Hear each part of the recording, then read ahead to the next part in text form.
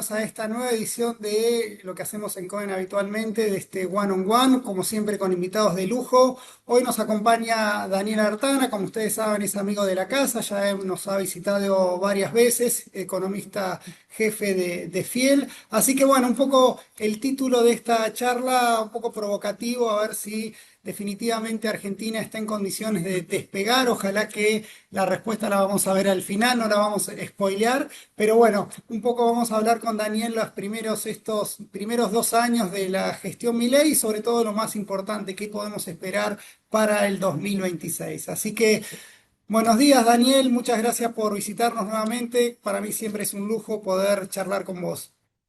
Bueno, buen día, Martín. Para el gusto es mío. Gracias por invitarme y buen día a todos los que están conectados. Así que, bueno, tengo una presentación. Si querés, Bueno, la dale, Daniel, comparto. primero te escuchamos y después vamos peloteando un poquito a ver cada uno de los Ahí. conceptos y sobre todo ver qué es lo que nos depara este querido 2026 y bueno, también asomando 2027, ¿no? Exacto. Se ve bien ahí, ¿no? Sí, perfecto. Bueno, yo voy a repasar muy rápido lo que pasó en estos 2 años. Primero, ahí tenemos la evolución del PBI, la industria y la construcción. En el PBI, la economía venía en declinación al final de la gestión de Alberto Fernández. Eso continuó en el primer semestre, al final de la gestión de Milei, después hubo una recuperación que uno puede ver ahí en las barritas azules tipo B corta, pero bueno, hace algunos meses, en particular desde este año, la economía está más o menos estancada, con grandes diferencias entre sectores.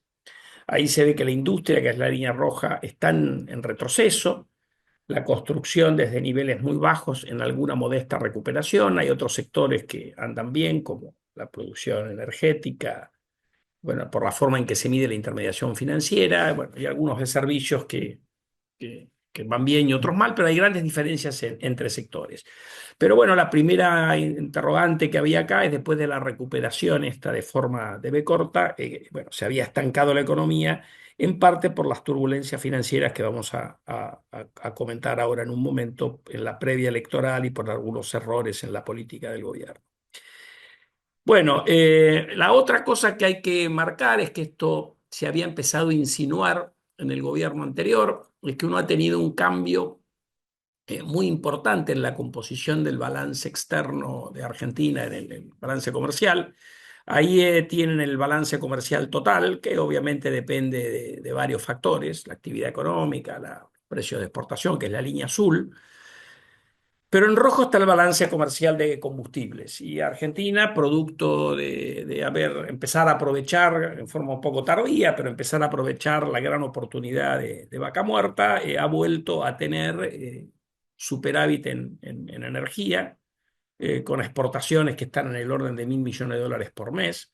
Y eso, como todos sabemos, hay expectativas de que puede continuar evolucionando favorablemente, con lo cual ha habido, si ustedes quieren, un cambio en la composición del superávit comercial argentino con un peso muy importante de la cuestión energética, que antes era, como se ve ahí en el gráfico, como consecuencia del populismo energético, bueno, deficitario. El gobierno hace énfasis en la mejora en las cantidades exportadas. Ahí ustedes pueden ver la evolución de cantidades exportadas en la barra azul. Es cierto, estamos en el nivel más alto, pero como pueden ver ahí, cuando uno mira la composición de los cuatro sectores, o los cuatro agregados en los cuales se descomponen las exportaciones, grandes agregados, uno puede ver que hay una declinación de las cantidades exportadas de manufacturas industriales, que es la línea punteada roja, cosa que viene ocurriendo hace ya bastante tiempo y no ha habido una recuperación con el gobierno actual. Una mejora en la línea verde, que son las cantidades exportadas del campo, producto de la mejora en la cosecha que hemos tenido en lo que va de este año. Y después se ve ahí lo de energía, que no es récord, pero va camino a romper ese récord. Entonces, en realidad, lo que uno tiene es diferencias importantes con un retroceso en la exportación de manufacturas industriales y una perspectiva mucho más favorable en el resto. Bueno, en términos de salarios, estos están ajustados por inflación. Ahí hay salarios formales en las líneas llenas, Ahí, estos son los que mide el INDEC, lo que se llama el IBS. Ahí uno puede ver que la evolución de salarios previa a la elección de medio término, ahí el mes cero es el mes de asunción presidencial. Entonces, desde ahí uno puede ver cómo fue el desempeño de salarios en los primeros prácticamente 2 años de cada una de las 4 gestiones que están puestas ahí presidenciales. Bueno, también hubo alguna recuperación de B corta, independientemente después del poder adquisitivo por cambio de precios relativos, pero eso se frenó, ¿eh? Si lo ven acá, se frenó. En los informales, que no están graficados para las otras gestiones presidenciales, hubo una recuperación muy importante. Ahí hay problemas de medición, pero claramente la baja de la inflación ayudó a los trabajadores informales. Y donde no ha habido una recuperación marcada es en la otra línea punteada roja, que es la que está abajo, que son los salarios del sector público. Pero el gráfico muestra también que más allá de la diferencia, que tampoco luce tan distinta como para decir que el gobierno había perdido la elección de la provincia de Buenos Aires por los salarios, no, parece, no es lo que refleja el gráfico, sí hay un problema de nivel. La Argentina ha tenido una caída de salarios reales que se dio sobre el final del gobierno anterior y ya venía de antes. Y si uno se compara con los mejores momentos de los gobiernos de Macri o de Cristina Fernández de Kirchner, los salarios en términos reales están 25% abajo. Para un trabajador que en promedio hoy gana 1,5 millones de pesos, estamos hablando de que en algún momento no muy lejano en su memoria, él ganaba 2 millones de pesos a valores de hoy. Y esto por ahí puede explicar ese disconformismo, más allá de que ha habido algún problema camino a la elección, de que cayeron un poquito en términos reales, pero no parece que la dinámica de la línea roja llena pueda explicar por qué al gobierno le ha ido mal en septiembre y le fue bien en octubre, digamos. Bueno, acá el gran logro de la política macroeconómica del gobierno, el ajuste fiscal, que ha permitido, todavía este año se mantiene un superávit primario, algo por debajo del año pasado. Este año es la línea azul, el año pasado es la línea verde. Claramente mejor que la situación de virtual equilibrio que hubo en la línea amarilla, que es el último año de Macri, y mucho mejor que el 23, donde había un déficit antes del pago de intereses muy importante. El gobierno hizo este ajuste fiscal de alrededor de 5 puntos del PBI y lo hizo reduciendo el gasto, ¿no? Que es lo que se ve acá. Esta es la evolución del gasto nacional ajustado por inflación, está hecho con promedios móviles para suavizar la serie, y ahí uno puede ver que ha habido una baja de alrededor de 30% en términos reales, que al principio algunos decían, bueno, esto es nada más que licuación, se va a dar vuelta. Bueno, como se ve ahí, no se dio vuelta. Hay algunos meses que sube un poquito, otros meses que vuelve a caer, pero se ha mantenido y yo creo que esto es el ancla económica y política del programa en curso, mantener una situación fiscal que tiene lógica teniendo en cuenta que el gobierno tiene, como es notorio, dificultades para acceder a los mercados de capitales y por lo tanto eso debería llevar a, como creo que el gobierno actual entiende, a que uno no puede tener déficit fiscal. Más allá de la discusión de los intereses que van bajo la línea, que bien medido hay algo de déficit, pero es un número bastante moderado comparado con lo que hemos tenido en otros momentos de la historia. Bueno, en la línea verde tenemos la acumulación de reservas, las compras de reservas que hizo el Banco Central, acumuladas desde que asumió Milei, y en la línea roja las reservas netas. Recuerden que las reservas netas es la diferencia entre activos y pasivos en dólares del Banco Central. Pueden ser negativas y sin embargo el gobierno tiene algún poder de fuego porque una cosa es lo que es líquido, hay pasivos que son a plazos más largos que lo que por ahí tienen los activos. Pero lo que uno puede ver es que el gobierno hasta algún momento de final del primer trimestre de este año compró dólares en el mercado, y a partir de ahí vendió un poquito, dejó de acumular reservas y esto lo que hizo, como tenía que afrontar pagos de deuda, es que las reservas netas han vuelto a ser negativas en un nivel parecido al que había. Hay distintas formas de medir las netas, nosotros usamos lo que entendemos que es la metodología del fondo, pero básicamente lo que uno tiene es que ha vuelto al nivel precario inicial y esto es una cosa que en general le critican a la política económica. Después podemos volver en el ida y vuelta a por qué hay que tener reservas, porque es lógico tener reservas. Bueno, esto es mirar tasas de interés. Habíamos tenido tasas de interés arriba, está la tasa Batlar de bancos privados, abajo hay dos tasas de... La roja es préstamos personales, la negra es adelantos en cuentas corrientes para empresas. Ahí uno lo que puede ver es lo que significó el ruido que se armó a mediados de julio. Esto es previo a la tensión electoral. Eso pasó probablemente por un cambio un poco desprolijo de las LEFIs.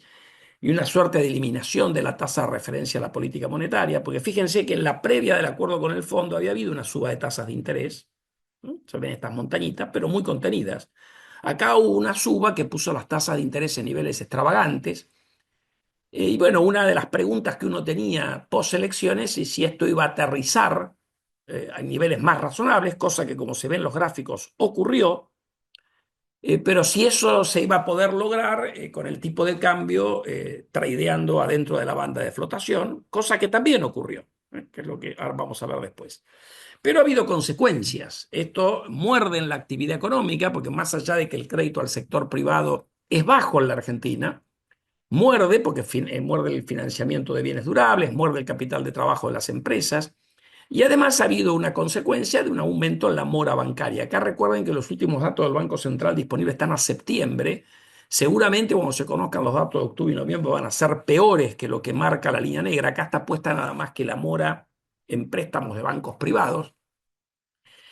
Y lo que uno trató de poner ahí es, ha habido otros momentos de suba en la mora, ahí en los últimos 2 años de Macri, una suba importante, tasas de interés reales positivas, como se ve ahí en la línea roja o en la línea amarilla. La amarilla es de la tasa real, la de adelanto 50 corriente para empresas, la roja es un promedio de tasas de interés de individuos. Eh, pero en aquel momento había caída de salarios y recesión. Después tenemos una suba en la pandemia, que obviamente tiene características particulares. Y hoy lo que tenemos, como vimos antes, es estancamiento de salarios reales, estancamiento del PBI, pero tasas de interés muy altas. Uno debería esperar que esto empiece a normalizarse gradualmente. La baja de tasas ayuda a esto y por lo tanto este es un problema que no se va a mayores, digamos, producto de esta normalización en las tasas de interés. Así que acá había un problema, este dato seguramente va a dar peor en octubre y noviembre, pero uno debería empezar a ver alguna normalización volviendo hacia niveles más razonables en algún momento de la primera mitad del año que viene. Bueno, también en el camino a la elección de medio término se había frenado la recuperación de préstamos al sector privado en pesos, que es la línea azul, medido en términos reales, y también se había frenado, hecho también alguna pequeña caída en los préstamos en dólares que hace el sistema financiero, básicamente para exportadores. Quiere decir que la economía iba camino a un mini credit crunch, y esto es lo que se ha relajado ahora, y esto es lo que debería permitir una recuperación de la economía bastante saludable el año que viene. Nosotros tenemos una proyección de crecimiento algo por arriba del 3%, un poquito más optimista que el promedio de economistas, más pesimista que el gobierno, que todavía espera 5%. Y esto es producto de este relajamiento en estas restricciones financieras tan severas que tuvimos y además ayudado por una perspectiva del sector agropecuario con una cosecha de trigo fenomenal y perspectivas muy buenas para la cosecha gruesa también. Con lo cual, uno debería tener una economía que debería abrochar 2 años seguidos de crecimiento. Este año el 4 y piquito por ciento que va a dar, en alguna medida explicado por la comparación con un año muy malo en su primera parte, como fue el 24. Después, como vimos, la economía está relativamente estancada, pero uno debería tener ahora alguna posibilidad de recuperar producto de esta mejora en las condiciones financieras, la baja de riesgo, la recuperación en el valor de los activos argentinos. Bueno, ahí, como vimos, la baja en tasa de interés hizo que se dio con el tipo de cambio aterrizando dentro de la banda de flotación, aunque en niveles todavía muy cercanos al techo. Acá el problema es que yo creo, y esto por ahí lo vamos a ver después seguramente con Martín en el ida y vuelta de preguntas, yo creo que es difícil analizar el comportamiento del mercado cambiario ahora porque hubo muchos eventos de una sola vez, el adelanto de 6.000 millones de dólares de exportaciones, que son exportaciones que hubiera habido en octubre, noviembre, diciembre, se concentraron todas ahí a final de septiembre, principios de octubre. Algún adelanto de importaciones también. Contra eso, colocación de deuda de empresas, pero recuerden ustedes que esa colocación en parte se usa para pagar y en parte las empresas no están obligadas a liquidarlas en forma inmediata, tienen ahora un plazo de algunos meses para hacerlo. Es decir, hay una cantidad de condimentos, y bueno, colocación de deuda de las provincias también, hay una cantidad de condimentos que hace difícil ver si el tipo de cambio este está en una situación relativamente normal. Hay algunas condiciones que sugieren que hay por ahí algún faltante de oferta puntual.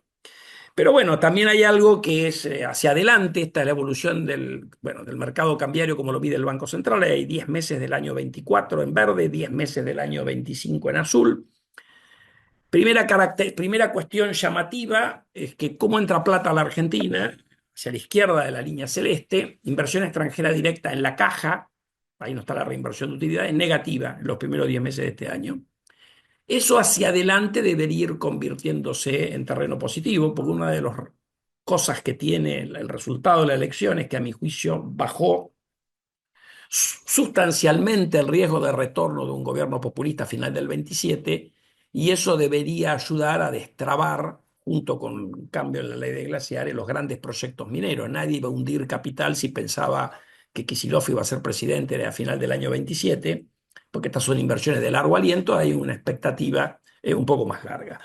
Pero bueno, acá esto es puntual, porque sabemos que para el futuro no va a haber este aporte, acá está el aporte del Fondo de Ingreso de Capital del Sector Público, acá ya había una fuerte emisión de capitales al sector privado, y lo que notorio, digamos, es la fuerte compra de divisas por parte de nosotros. Ahí hay algo de turismo mezclado en ese número de 29.000 millones de dólares, que todo, recuerden que se dio a partir de mediados de abril.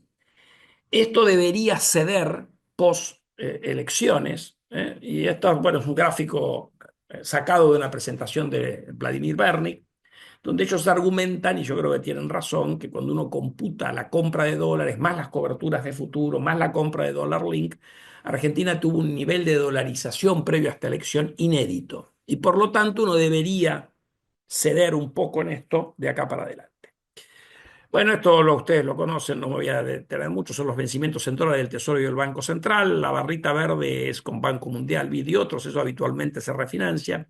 Son números bajos, pero cuando uno no tiene acceso al crédito fluido, los números bajos pueden ser complicados. De hecho, como vimos antes, estuvo pagando con reservas del Banco Central, compradas en el mercado y conseguidas de alguna otra manera, como ripos y otros. La colocación de ayer, a mi juicio, es un primer paso positivo. Había que mostrar que se podía acceder al mercado. Fue una colocación pequeña, 910 millones netos, a una tasa de interés donde sugería la curva, incluso un poquito mejor. Así que yo diría que se empieza a destrabar y Argentina podría empezar a parecerse a un país normal en el cual el capital se refinancia con nuevos préstamos, que es lo que hace la mayoría de los países del mundo.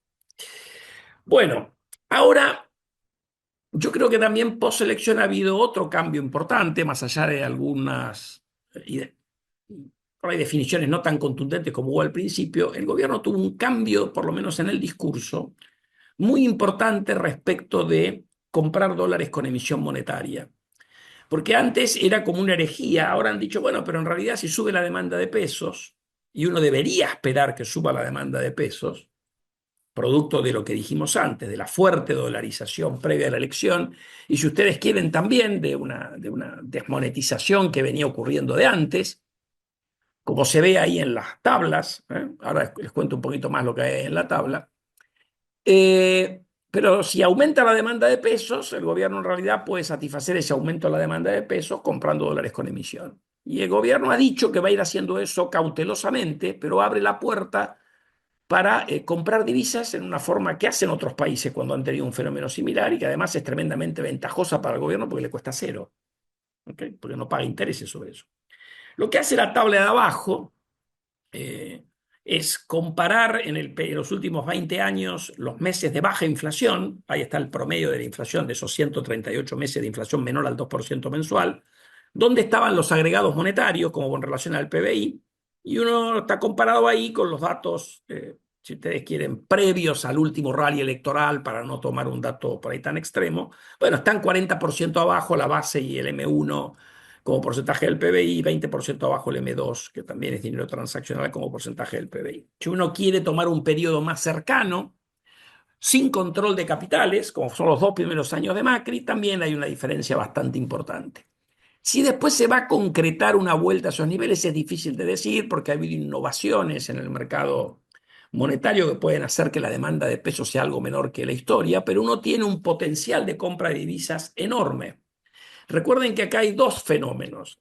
El catch-up hacia el número de largo plazo, digamos, ir de 5 a 6, 7, 8, el número que ustedes le quieran poner, Cada punto del PBI son 7.000 millones de dólares que puede comprar el Banco Central o eventualmente cancelar deuda en pesos si quiere hacer otra cosa. Y después, cuando alcanza el nuevo equilibrio, está que esto es un ratio en relación al PBI, el PBI nominal crece. Entonces, yo estoy en un ratio de 5, ya ahí tienen un punto del PBI, porque el PBI nominal el año que viene va a crecer alrededor de 20%. Entonces, esto es muy importante en términos de que hay un espacio para, y de hecho era lo que estaba previsto en el programa con el fondo, donde Argentina pasaba a tener 90.000 millones de reservas brutas en el año 2030 y básicamente lo hacía contra remonetización de la economía. Así que en realidad no estoy inventando nada. Bueno, en este contexto, desde que se abrió el cepo, hemos tenido una depreciación del tipo de cambio real. Ahí lo tienen puesto a valores de hoy en distintos momentos de la historia. Hoy, si uno mira los flujos, no es tan obvio que haya atraso cambiario. Además, si tenemos en cuenta que el salario en dólares formales, ajustado por la inflación del dólar, está mucho más bajo que en los momentos donde por ahí había atraso cambiario, que es al final de Cristina y los 2 primeros años de Macri. Pero está este tema de la acumulación de reservas que puede meter, o sea, naturalmente puede meter un demandante adicional en el mercado cambiario que no estuvo en los últimos meses y que por lo tanto podría requerir algún tipo de cambio más depreciado. ¿Ok? Eso lo podemos discutir después, porque yo quiero detenerme un segundo y con esto terminar en esta introducción. Nosotros, o por lo menos yo creo que vamos a tener un buen año 2026. Creo que haber mejorado los fundamentals de la economía, y esto lo muestran algunos otros episodios en la región, de cuando estabilizaron la economía que le va mal cuando uno tiene esos procesos de inflación tan persistente, bueno, puede tener un crecimiento bajo, moderado, simplemente porque hicimos los deberes macroeconómicos. Ahí la gran asignatura pendiente es la posición de reservas netas del Banco Central, pero uno puede tener un crecimiento simplemente por haber hecho los deberes. Ahora, el crecimiento por encima de eso depende de la inversión y la productividad. Y eso depende de señales de más largo plazo. Pero yo lo que me voy a detener ahora es que dónde puede uno tener algún ruido en esta macroeconomía que parece bastante positiva para el año que viene. Y lo que yo voy a tratar de mirar ahora es que, bueno, las señales de largo plazo que hoy lucen de que uno va a tener un programa económico más orientado por el mercado, seguramente van a llevar a que, si a la medida que los que toman decisiones de producción e inversión lo vean así, que hagan las correcciones necesarias para poder ayornarse a estas nuevas reglas de juego. Pasamos de un capitalismo para vender al mercado interno lleno de regulaciones y de distorsiones, un capitalismo, si ustedes quieren, prebendario, a un capitalismo más competitivo. Y esto requiere estar a la altura de las circunstancias, y ahí Argentina tiene asignaturas pendientes. Yo la primera cosa que quiero mirar es, bueno, primero, este es el empleo total. Acá está el empleo total formal e informal, asalariados y cuentapropistas. Eso en la Argentina hoy son unos 22,5 millones de personas. Ahí fíjense que en un momento de grandes reformas estructurales, como fueron los 90, el empleo total se estancó. Y de hecho hay momentos de caída cuando ocurre la crisis del tequila. En aquel momento coincidió también que hubo un aumento en la oferta laboral. Y recuerden que en el final del 94, principio del 95, por ahí, la tasa de desempleo subió a niveles de 2 dígitos. Y fue como un shock para el gobierno en aquel momento. La segunda cosa que les quiero mostrar, esto es una comparación de la productividad laboral. Esto es un gráfico que hace mi colega Fernando Navajas en Fiel. La productividad laboral es la actividad económica dividido la cantidad de trabajadores. Bueno, ahí hay, desde el año 81, fíjense la evolución en el mundo, que es la línea verde. La línea negra es la evolución en Latinoamérica, sin Argentina. Y la línea rosa es Argentina. Donde ustedes fíjense que tenemos la misma productividad laboral que teníamos hace 50 años atrás, cuando lo normal es que eso mejora. Y Argentina tiene un momento de una gran suba en la productividad laboral, como está marcado ahí con el círculo celeste, durante los 90. Después tiene la época del boom de commodities, porque hay una cuestión de cómo se mide esto, ¿no? Por eso hay que mirar tendencia de largo plazo. Ahora, yo creo que el sector privado va a hacer las inversiones para mejorar la productividad, como para hacer ese catch-up a un mundo que Argentina perdió el tren. En parte por eso no crecemos, porque no hacemos las cosas que se necesitan para crecer, que es invertir y mejorar la productividad. Pero eso puede generar alguna tensión en términos de reducción de empleo. Y cuando uno mira la evolución en un periodo ahora más corto, de 20 años, entre la evolución de la productividad en ese periodo, que son los puntos negros, en el total cayó en estos 20 años, pero en particular, fíjense que la mayoría de los puntos tienen o caídas o estancamiento en la productividad, incluida la industria, incluidos sectores de servicio. Lo que tienen acá en la barrita rosa es cuál es la participación en el empleo. Obviamente, como en cualquier economía más o menos moderna, el grueso del empleo está en los servicios, comercio de hoteles, servicios en general, acá está el sector público también. Entonces, ¿qué es lo que pasa? Que uno, además de que en la industria argentina seguramente va a haber una mejora en la productividad laboral, que puede llevar a alguna destrucción de puestos de trabajo. Ahí la clave es que uno genere más actividad que le permita compensar ese efecto. Pero también hay una asignatura pendiente en materia de mejora de la productividad en todo el resto de la economía. Entonces ahí hay un desafío eh, y ahí lo que hace esto es mostrar la evolución de el empleo en el momento de suba de la productividad, y está en los 90, fíjense en la industria, acá tuvimos una caída. Esto que está acá es, pues no alcanzo a ver yo acá, construcción. Esto que está acá es comercio y hoteles. En todos hay como una, acá está servicio en general, pero acá está el sector público también.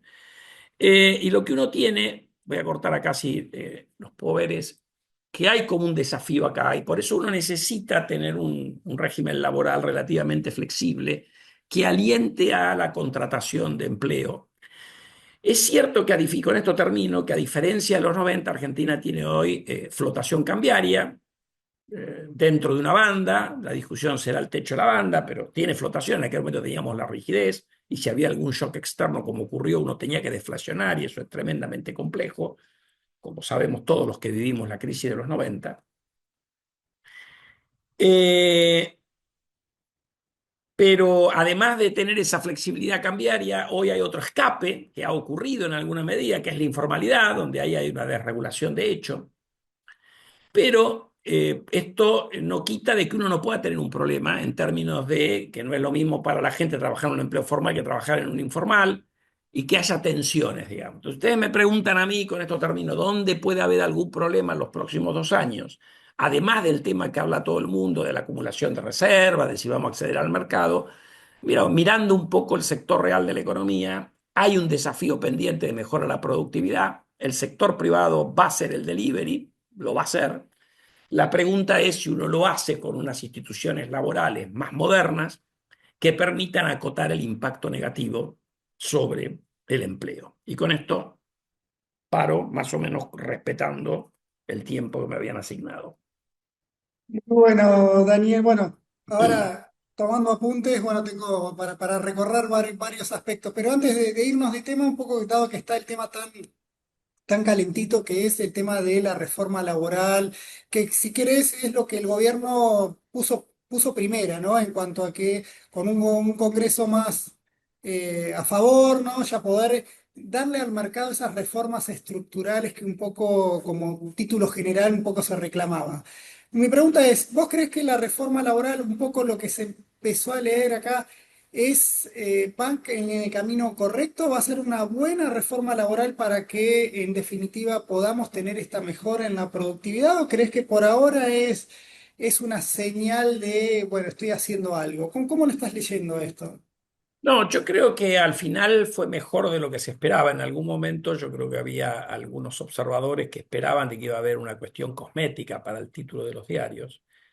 Lo que se conoció tiene bastante carne. Ahí hay una definición pendiente que no sé finalmente qué es lo que hicieron, si hicieron algo hoy a la mañana. A ver, para simplificar, en el tema laboral uno tiene los costos impositivos sobre los cuales tenemos la restricción presupuestaria. que son altos, los más altos de la región. La brecha entre el costo laboral y el salario neto es la más alta de la región, no la más alta del mundo. Hay muchos países europeos que están por arriba, pero es la más alta de Latinoamérica, junto con otros países, ¿no? Pero ahí no hay mucho espacio por lo fiscal. Está el tema de la litigiosidad, donde está el tema de la indemnización por despido y los juicios por accidente de trabajo. Está el tema de que además de la carga impositiva está el negocio de los sindicatos, que es bastante más que la afiliación obligatoria, incluso para los, o sea, la cuota obligatoria incluso para los que no son afiliados. Hay otro montón de cositas dando vuelta, que son los adicionales al 931, que es los pagos que se hacen a la DGI y la obra social que está metida ahí adentro. Está el tema de los contratos a tiempo parcial y transitorios, que en la Argentina también son muy rígidos. Y bueno, el gobierno lo que hace, por lo menos en los borradores que circularon, es trata de acotar el tema de la litigiosidad, volviendo con el tema de que vamos, de hecho, saca algunos conceptos que hoy se incluyen en la indemnización, con lo cual la indemnización, que recuerden que el mes de sueldo por cada año de antigüedad es alto en la experiencia, es común en la Argentina y en algún otro país de Latinoamérica, pero es alto y además no tiene tope en la Argentina. Bueno, ahí lo que hacen es bajarlo un poco a partir de sacar algunos conceptos que hoy se incluyen en las indemnizaciones y además pretenden darle certeza con esta indexación más 3% de interés simple, que en alguna medida se ha empezado a aplicar con diferencias entre juzgados. Pero lo que no veo yo, por lo menos porque no soy experto, es si pueden bloquear la creatividad de los jueces laborales de meter adicionales que se habían eliminado con el DNU 70 a través, en este caso, de daños y perjuicios, que yo hubo algún caso. Después hay alguna flexibilidad en contratos a tiempo parcial, lo cual yo creo que es bienvenido. Había en el proyecto, y esa es la discusión que hay hoy, una restricción al cobro de los sindicatos de la cuota de afiliación la cuota sindical a los que no están afiliados. Eso está en discusión, como lo han visto en los diarios de hoy a la mañana. No está claro qué han hecho para los riesgos de accidente de trabajo, donde ahí hay un problema con las provincias también, por los costos de los peritos y otros, pero ahí hay un tema que las provincias tienen que intervenir. Así que yo diría que en general es bastante positiva. Ahora, obviamente, hay que ver cuál es el proyecto final y después cuánto se pierde en la discusión en el Congreso. Ahí es muy importante la presión que el sector privado le puede hacer a los gobernadores, que son actores clave para lograr las mayorías que se necesitan para pasar esto por el Congreso.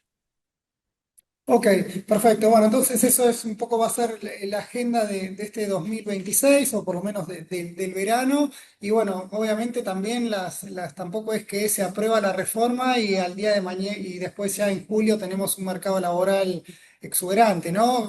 ¿Cómo crees que va a ser cómo podemos salir de este estancamiento? Porque si tenemos una reforma laboral, una economía que se va recuperando, como bien lo marcaste, ¿cómo crees que va a andar el empleo en 2026? No, bueno, es correcto lo que vos decís. Esto no es un efecto inmediato, porque además hay que testearlo judicialmente varias de estas cosas. Pero lo que yo creo que uno tiene que... A ver, la segunda cosa es que si la economía no crece, empleo no va a crecer. O sea, lo que uno trata de hacer con instituciones laborales más modernas es, primero, permitir o facilitar las mejoras de productividad que tienen que hacer empresas. Porque también está el tema de la ultraactividad, que también hay una restricción ahí. Acuérdense que la ultraactividad le da la sartén por el mango a los sindicatos. Yo cambio algo, necesito tener que vos estés de acuerdo. O sea, si un convenio no termina si el sindicato no quiere. Eso le da un enorme poder a los sindicatos. Bueno, y además permitir alguna flexibilidad en negociar por empresa. Todas cuestiones que se necesitan para mejorar la productividad interfirma. Ahora, lo que uno necesita es que si va a haber crecimiento, ese crecimiento me genere más puestos de trabajo, lo que me generaría con las regulaciones laborales actuales. Y ahí es muy importante bajar tanto los costos de nombrar a una persona como los costos de distracto, porque esta veces mucha gente dice que esto es parecido a cuando, si vos tenés regulaciones cambiarias, y bueno, es menos probable que la gente venga a invertir a tu país porque no sabe si puede sacar la plata. Bueno, si vos pensás que echar a un empleado te va a costar la empresa, vas a tratar de buscar 50 formas creativas de usar la menor cantidad posible de empleados. Es exactamente lo mismo, digamos, porque hay colegas que han estado diciendo, no, bajar el distracto, lo único que hace es subir el desempleo. Bueno, no, en el largo plazo es a favor. A menos que uno crea que la demanda de trabajo tiene pendiente positiva, ¿no? O sea que a precio costo más bajo uno debería tener más empleo. De eso se trata. Ahora, estas cosas, esto es como mover un transatlántico. Vos en la estabilidad macroeconómica, si yo arreglo las razones de la emisión, bajo rápidamente de una inflación de 12 mensual a una de 2 mensual. Me lleva 6 meses, 9 meses, una cosa así. Esto en la parte laboral y regulaciones en general es mover un transatlántico. Va mucho más lenta la Mm, cosa. Pero vos mm, tenés que generar las condiciones para que se vuelva más atractivo generar puestos de trabajo en la Argentina. Y ahí recuerden que la discusión relevante en términos del mercado laboral es en las actividades de servicios, que es donde está el grueso del empleo en cualquier economía moderna. O sea, ahí es donde está la traba, digamos, en los N pequeños empresas, comercios, restaurantes, servicios de todo tipo, donde se genera 2/3 del empleo en la Argentina y en otros países como Estados Unidos se genera el 75% del empleo. mm. Ahí es donde está la Daniel, discusión. Dani, un poco, sigo un poquito con el tema laboral porque me parece que dentro del título de despegar o despegamos es un Mm. componente importante, ¿no?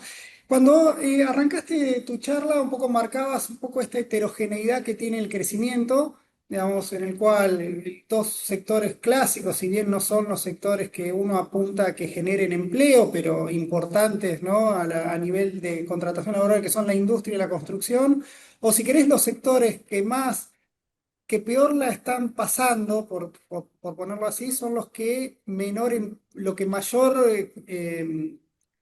demanda laboral suelen tener, ¿no? En el caso de la construcción es más claro, la industria también, y sin embargo los sectores que más crecen, por ser el sector minero, son menos intensivos en mano de obra. ¿Crees que esto puede ir cambiando en los próximos años, que vamos a un crecimiento más homogéneo y que eso mejore la contratación laboral de estos sectores un poco más rezagados?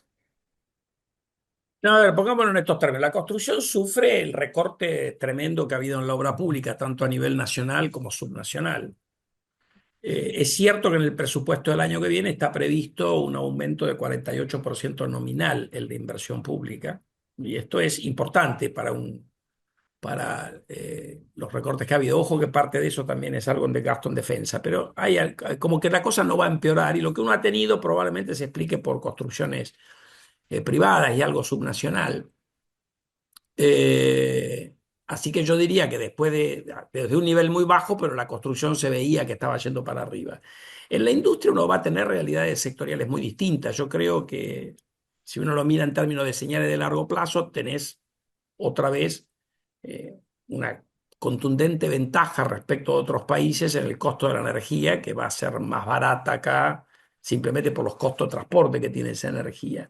Ahora, otra vez, las empresas de energía intensiva no son muy intensivas en mano de obra. Entonces, en realidad, la industria en general es capital intensiva y la construcción es más o menos promedio, digamos. Por eso tienen menos participación en el empleo que la participación que tienen en el PBI. La industria tiene más o menos 18 en el PBI y 11 en el empleo. Esto es bastante común en el resto del mundo, ¿no?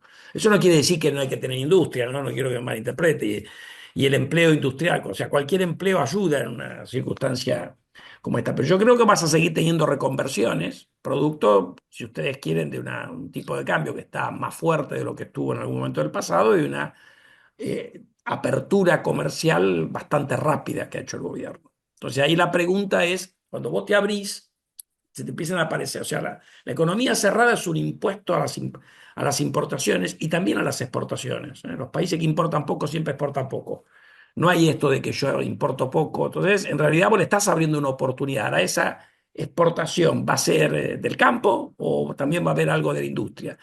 Acuérdense el gráfico que yo mostré que las cantidades exportadas de industria, aún no con este gobierno, desde mucho atrás, vienen cayendo, en parte por la relación particular, donde las exportaciones industriales van bastante a Brasil, entonces uno depende mucho de los vaivenes de la economía brasileña, pero ahí hay oportunidades que hay que mirar, porque en general el crecimiento es de creación destructiva.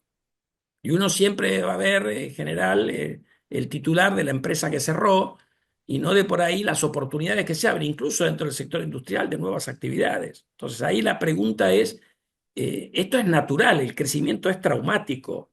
Se cierran empresas y se abren empresas. La pregunta es si vos no abrís, ese es el problema. Y para abrir necesitas tener mejor macro, necesitas tener mejores regulaciones. Y en esto el gobierno ha avanzado, obviamente que, como dije antes, mover un transatlántico, esto no va rápido. Entonces ahí podés tener un tema de transición, donde tenés algún impacto en el mercado laboral, y eso es lo que yo un poco traté de alertar con, con, eh, el final de la presentación. Después, minería, toda minería hoy emplea menos de 100.000 personas en la Argentina. Entonces, son sectores que aun cuando los dupliques o los tripliques, no te van a resolver el problema de si en los servicios tengo una mejora en la productividad laboral, porque ahí estamos hablando de millones de empleos. Entonces, un punto es de caída y por ahí es equivalente a duplicar el empleo en la minería, que obviamente es bienvenido y va a ocurrir y está fantástico. Pero digo que el problema ahí es que los problemas de productividad están en todas partes de la economía argentina. Entonces, eso es lo que a mí me genera alguna preocupación, si querés. Perfecto. Bueno, Daniel, ahora Mm. pasamos más a la coyuntura, vamos ahora al arduo peloteo de cómo ves algunas variables en el cual también para nosotros es importante saber tu opinión. Comencemos un poco de este recorrido que tan resumidamente y tan completo, ¿no? Resumido y completo es doblemente bueno. Hoy vamos a tener el dato de inflación. Nosotros venimos marcando un poco nuestra línea que el proceso de desinflación, si bien no es para preocuparse en cuanto a la dinámica, se estancó. De hecho, estamos con una inflación que en mayo estaba en 1,5 y hoy la esperamos en 2,5 y probablemente en diciembre esté arriba de 2. ¿Cómo estás viendo ese proceso? ¿Es un proceso sano? ¿Crees que hubo algún efecto que no estamos viendo y que le va a poner una inercia más lenta a la inflación? ¿O crees que este es algo transitorio y pronto vamos a volver a ver a la tasa de inflación de nuevo cómodamente abajo del 2%? Bueno, es uno de los temas de coyuntura, como vos bien marcás, porque la inflación venía bajando de escalones. Esto también es lo que te muestra la experiencia internacional de experiencias de desinflación exitosas. Y en los últimos escalones son los más difíciles. Pero ahí tuvimos una reversión. Obviamente que en el contexto de una fuerte depreciación del tipo de cambio. Recordemos que el tipo de cambio mayorista previo a las bandas que se introdujeron con el acuerdo con el fondo era 1.078. Hemos tenido una depreciación bastante importante que en algún traslado a precios tiene, mucho más contenido que en el pasado. También ha habido algún cambio de precios relativo, está el tema de la carne, que eso es puntual, eso va y viene, digamos. Pero esto se ha situado ya confortablemente en la inflación general y en la núcleo algo por arriba del 2%. Las primeras estimaciones que nosotros tenemos de este mes no son buenas, o sea, no marcan que eso se ha corregido, en alguna medida con lo que también te mencionaste vos que esperan ustedes. Yo creo que eso va a ir aterrizando otra vez el año que viene, como que tuviste ahí un elemento o una cuestión puntual donde hay cuestiones políticas, el tema de las bandas, etcétera, etcétera, pero yo creo que eso va a ir convergiendo. Después la pregunta es, si volvimos al 1,5, ¿cómo vamos camino hacia seguir avanzando? Ahí en la conferencia de Fiel, Ernesto Talvi, que es uruguayo, y trabajó en el plan de estabilización de Uruguay y dijo que bajar del 40 a un dígito anual le llevó 7 años a Uruguay. O sea, ahí tenemos que aprender a tener paciencia. Lo importante es que la cosa vaya progresando. Yo creo que el gobierno es demasiado optimista en la inflación que puso para el año que viene. Nosotros creemos que la inflación, que este año va a terminar algo por arriba del 30, el año que viene va a terminar en el entorno de 20, quizás un poquito por abajo. Es decir, creemos que el proceso de desinflación va a continuar, pero yo no le veo ninguna chance al 10% que el gobierno puso en el presupuesto. Mm. Y Daniel, en este proceso de desinflación, de estancamiento de la inflación, o por lo menos la aceleración, pongamos en los últimos 6 meses, te pongo la hipótesis, bueno, está aumentando la inflación porque el gobierno pisó el acelerador en el acomodamiento de precios relativos. ¿Eso se está dando o es más una inflación más core que de regulados? ¿Cómo lo estás viendo? No, bueno, hubo algo de regulados este mes, porque a ver, el gobierno tiene algo que tiene que ver con el impuesto a los combustibles, que lo ha mejorado en términos reales a partir de corregir una distorsión que el gobierno anterior no ajustaba el impuesto, con lo cual perdió fuertemente recaudación. Eso ahora lo han ido corrigiendo, con lo cual tenés algún efecto ahí. Después tenés alguna dinámica de tarifas que algo se había frenado previo a la elección y ahora están haciendo como un catch-up. Pero la núcleo la tenés ahí. O sea, hay meses que está un piquitín por abajo de la general y hay meses que está un piquitín por arriba. Quiere decir que hay un tema. La núcleo es un montón de cosas, donde tenés Mm. servicios pesa mucho, obviamente. Así que yo creo que hay un tema ahí de que se ha estancado el proceso de desinflación. Mi impresión es que eso va a retomar como consecuencia también de que tenemos eh, eh, bueno, una menor expectativa, por lo menos, de tener un salto cambiario como el que tuvimos desde mediados de abril hasta mediados de julio o agosto, que se mandó un viaje de 400 pesos más o menos el tipo de cambio, ¿no? Y Daniel, antes de entrar al tipo de cambio y un poco hablando de lo que veníamos hablando hasta hace unos minutos, ¿cómo ves los salarios? Sin ver el dólar todavía. ¿Cómo ves? Porque los salarios también tuvimos que los salarios venían siguiéndole palo y palo a la inflación hasta mediados de año y desde entonces como que los salarios van al uno y la inflación, bueno, lamentablemente no baja del 2. ¿Ves ahí un catch-up de los salarios a la inflación o crees que lo perdido ya está perdido?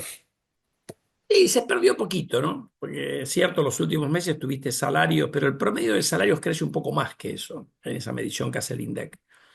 O sea, una cosa es lo que arreglan los gremios, pero después hay cosas, viste, compensaciones y cuestiones puntuales que se van agregando, con lo cual los salarios han caído, han perdido un poquito contra la inflación, pero no es uno contra dos, es menos que eso. Se ve en el gráfico en el que yo mostré al principio. Mira, mi impresión es que los salarios, a ver, la respuesta de un economista que en el largo plazo los salarios van con la inflación más la ganancia que puedas tener de productividad. Ahora, eso genera alguna tensión, como dije antes, por ahí en el empleo, pero deberías tener ahí salarios más o menos en línea con la inflación, un poquito por arriba, eventualmente en un año donde la economía, si se da este crecimiento de algo más del 3% que nosotros creemos para el año 2026, uno debería tener algo de eso. Perfecto. Pero bueno, recuerden ustedes que hemos tenido también una mejora, más allá de los problemas de medición, muy importante en los informales, que representan un tercio del empleo en la Argentina, ¿no? Entonces, Mm. veamos que ahí hay una dinámica que realmente son muy castigados por la inflación y naturalmente van recuperando a medida que la economía va bajando la inflación, ¿no? Ok, ok, perfecto. Y bueno, pasemos entonces al punto más ácido, ¿no? Que cada vez que hablamos, o por lo menos que hablamos, que es el tipo de cambio, ¿no? Este contexto de reservas tan negativas, cerca del techo de la banda, vos ahí nombrabas la remonetización de la economía, pero cuando vemos ese espacio para remonetizar, después tenemos que ir a las cuentas externas, ¿no? Es decir, ¿de dónde pueden sobrar 10.000 millones de dólares para remonetizar esta economía? ¿Cómo estás viendo ese equilibrio que es que el Banco Central, bueno, va a comprar, pero ¿en qué plazo? ¿Cómo podemos ahí calmar esa ansiedad de cuándo necesitamos acumular reservas internacionales? O te lo digo de otra manera, ¿podemos estar hasta mayo, ¿no? Junio, navegando con estas reservas en -15.000, -18.000, o si querés la medición más laxa, que es en cero?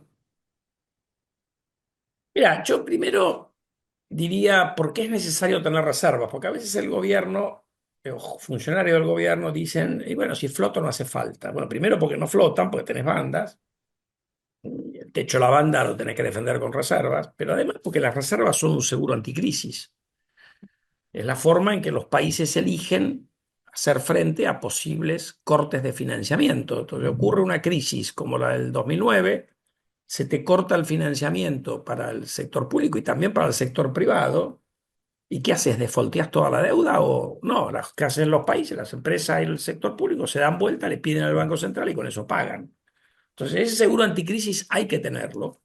Hay distintas métricas para medir eso, pero en cualquier métrica que uses, Argentina tiene un nivel de reservas muy bajo. Esas métricas se hacen con las brutas habitualmente, pero tiene un nivel de reservas muy bajo. Y recordemos, además, que ya fuimos el primer bombero con el fondo y ya fuimos un segundo bombero, que un mérito del gobierno haber conseguido que ese segundo bombero te preste plata, pero la pregunta es si tenés alguna crisis o un shock externo negativo importante, o un problema de sequía o lo que fuere, si vas a tener la posibilidad de ampliar el financiamiento de ese bombero o vas a tener que depender de una recesión feroz para que te baje las importaciones y ahí generar los dólares que necesitas para pagar. Eso es lo que tratás de evitar con las reservas, acolchonar el impacto en la actividad económica de un shock externo negativo.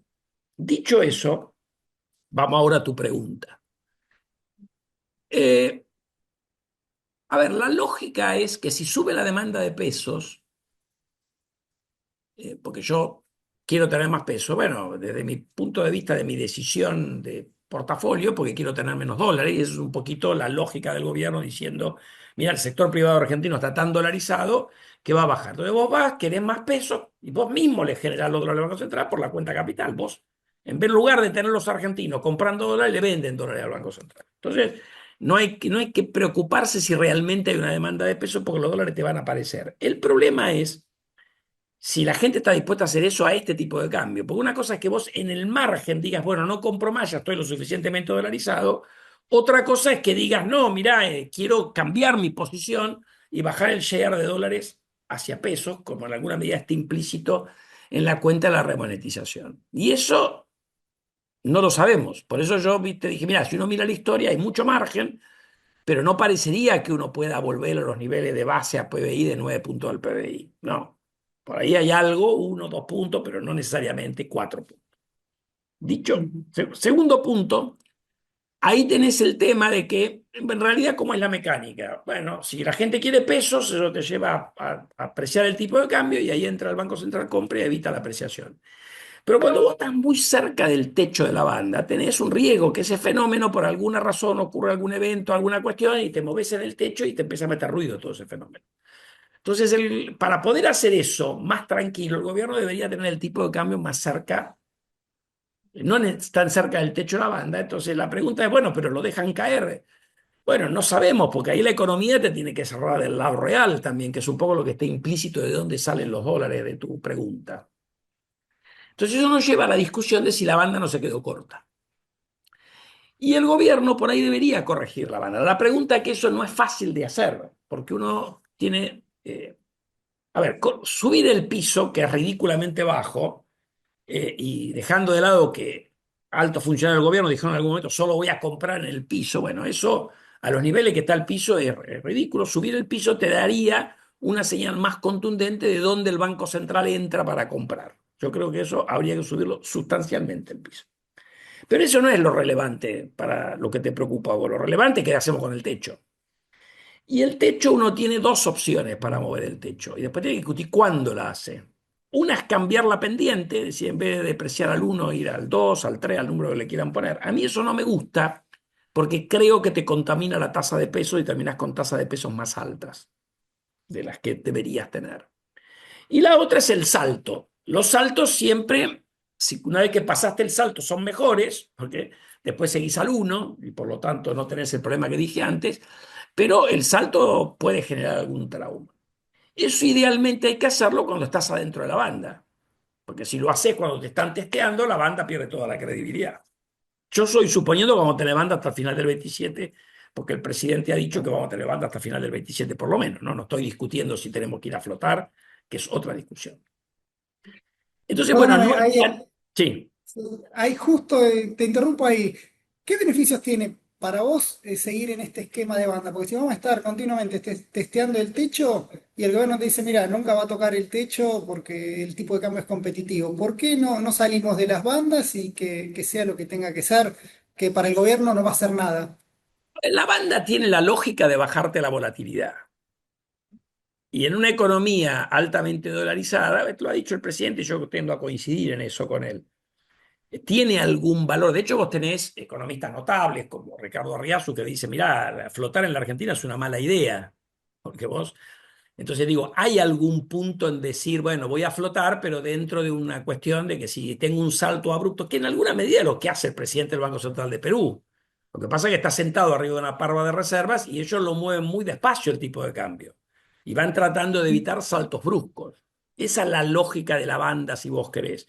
Que como no tengo reservas, adentro, bueno, flota un poco más, pero lo voy manejando con tasa, con alguna intervención puntual, y si va al techo, trato de decirte, mira, de acá no se va a ir, para que en tu proceso de formación de precios, decisiones de producir, de empleo, no pienses que podés tener un salto en el tipo de cambio que te puede meter ruido innecesariamente. Esa es la lógica de la banda. Después, obviamente, que no es lo mejor tener banda, pero eso es otra discusión. Yo no estoy tratando de discutir la cuestión Mm. práctica que vos planteaste.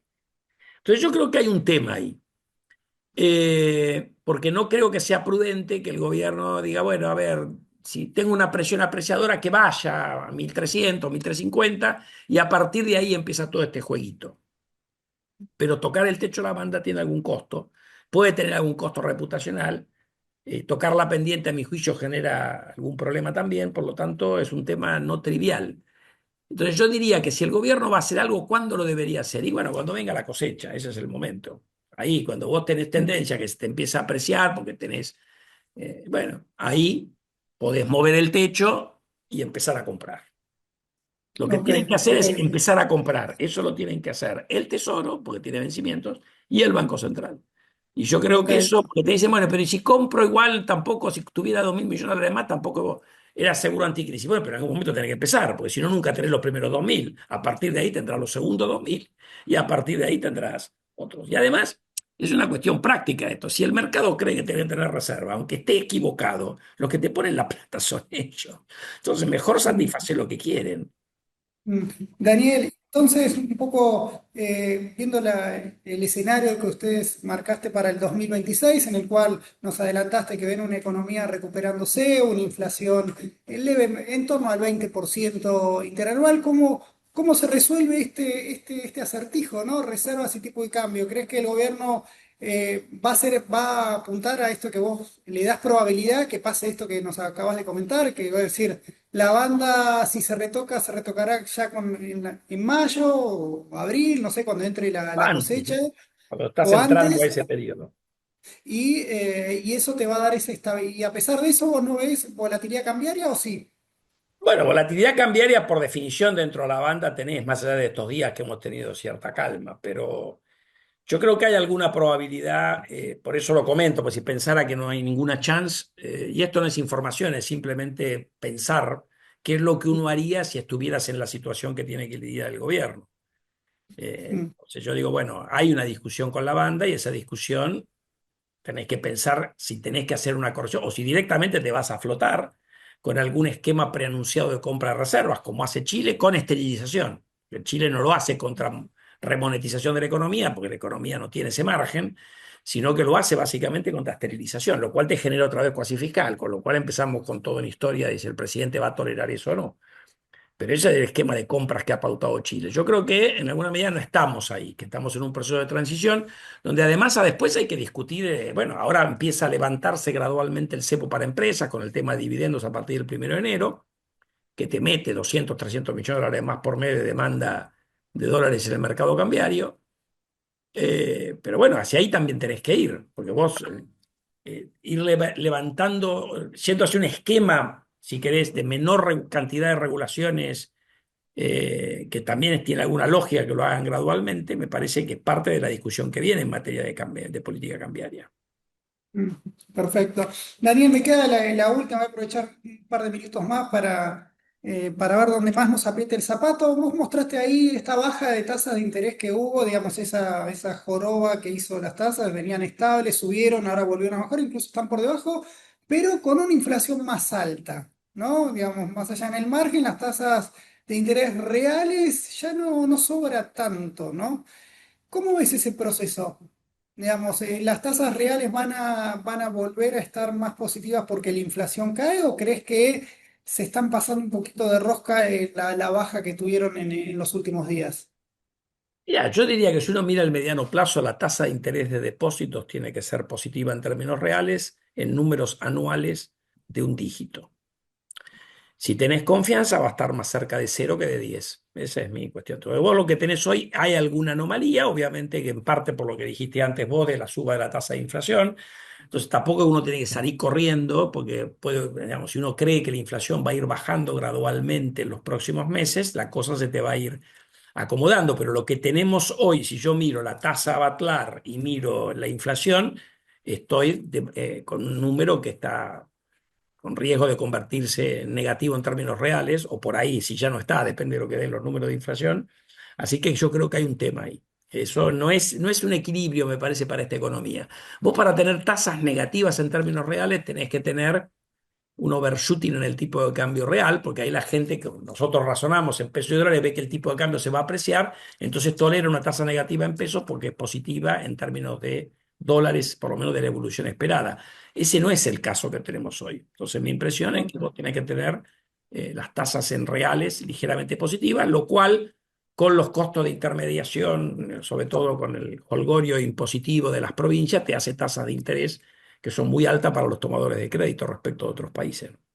Y Daniel, ahora sí, la última. Entonces, ¿crees que las tasas de interés real dijiste que de un dígito? No sé, por ahí en su momento Dígito tenía anual, entendido, ¿no? sí, que una tasa real, ¿a cuánto deberíamos apuntar para estar 7% real, 5% o 9%? No, mi impresión es que si vos tenés la cosa más o menos normalizada, vos tenés, a ver, la tasa de, no, voy a tener el tema de política monetaria de corto, pero yo te diría que esa tasa de depósito tiene que estar entre 0 y 5, porque vos tenés la curva soberana que debería estar entre 5 y 10, que son tasas más largas y ahí después tenés más o menos arbitrada la cosa. Eh, Estoy tomando un margen amplio, ya sé, pero Sí, sí, digo, sí. la tasa de depósitos a plazo fijo tiene que ser una tasa ligeramente por encima de la inflación. Ahora, vos Ok. me decís, estábamos en algún momento en 8, bueno, qué sé yo, tampoco era un número extravagante. Cuando te fuiste a niveles de 2 dígitos reales, ya estabas en una situación, porque lo que importa no es lo que le pagas a los riscos, lo que importa es la consecuencia que eso tiene sobre la otra tasa que mostré. Cuando vos tenés adelanto en cuenta corriente a 120% nominal anual, que da un número extravagante en términos reales, ¿qué es lo que pasa?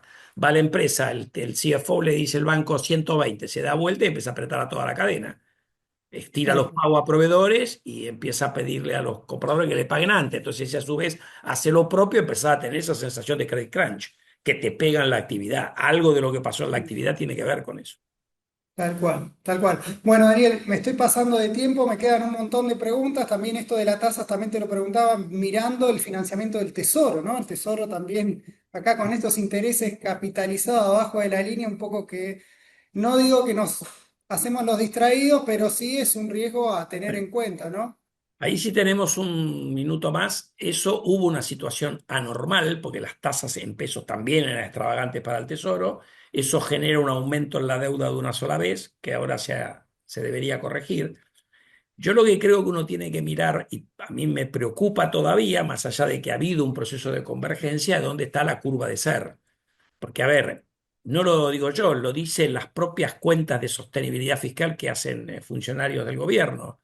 Ellos dicen, mirá, en realidad con la tasa real al 5 y el crecimiento al 5, bueno, el crecimiento al 5 es demasiado optimista, la tasa al 5 también, porque la tasa ha estado cómodamente en 2 dígitos, ahora la tenés coqueteando en un dígito, pero relativamente alto. Bueno, tiene que seguir bajando, eso no va a ocurrir rápido, porque es lo mismo que la baja del riesgo, pero vos tenés que ir viendo, al mismo tiempo que mirás una baja en el riesgo, tenés que tener una baja en el riesgo país, en los bonos en dólares, también tenés que tener una baja en la curva en ser, no los cortitos, sino la de más largo plazo, los discounts, los intereses. Eso tenés que ver una baja de la tasa convergiendo a niveles de 7-8% relativamente rápido. No estamos lejos, pero falta, porque otra vez la dinámica de la deuda, o sea, si no tenés que subir el superávit primario, recordemos que no lo dije, que el gobierno ya bajó el superávit primario para el año que viene respecto a lo que había conversado con el fondo, que era 2,2. Yo me sentía más cómodo con 2,2 que con 1,5. Con eso creo que te resumo un poco mi visión. Perfecto. Bueno, Daniel, como siempre, un lujazo. Gracias, Cohen, por dejarme moderarte en esta charla muy enriquecedora. Para los que me preguntan, esta charla va a estar obviamente en nuestro sitio de perspectivas, así que la pueden ver con más detenimiento. Bueno, Daniel, me queda agradecerte y nuevamente invitarte ya para el año que viene a ver cómo va desenvolviendo este 2026, que promete ser prometedor, pero bueno, como siempre en Argentina siempre tenemos un riesgo a seguir de cerca, ¿no? Gracias Martín, gracias a todo Cohen por invitarme a compartir algunas reflexiones con ustedes y como seguramente no nos vamos a ver, aprovecho para desearles buen año y felices fiestas a todos los que todavía Bueno, están conectados y a ustedes también, bueno, obviamente. Hasta muchas luego, gracias, muchas gracias a todos y nos vemos la próxima. hasta luego.